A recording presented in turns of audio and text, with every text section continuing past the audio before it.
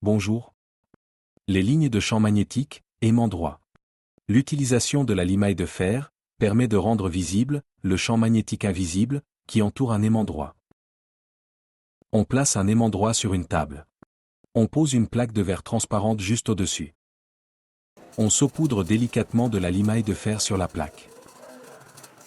En tapotant légèrement le support, on voit les grains de fer s'agiter et s'organiser instantanément pour former des lignes bien précises. Pourquoi la poudre de fer se comporte-t-elle ainsi? Chaque petit grain de fer se magnétise temporairement au contact du champ de l'aimant. Il se transforme en une sorte de mini-boussole. Pour minimiser son énergie, chaque grain s'oriente parallèlement aux forces magnétiques environnantes et s'accroche aux autres. Bout à bout, il dessine ce que l'on appelle les lignes de champ magnétique.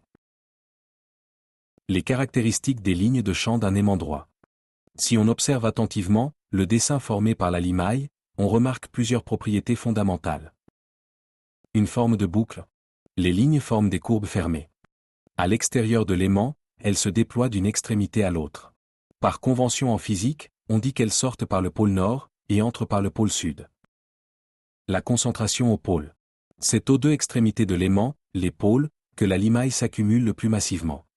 Cela montre que le champ magnétique est le plus intense à cet endroit.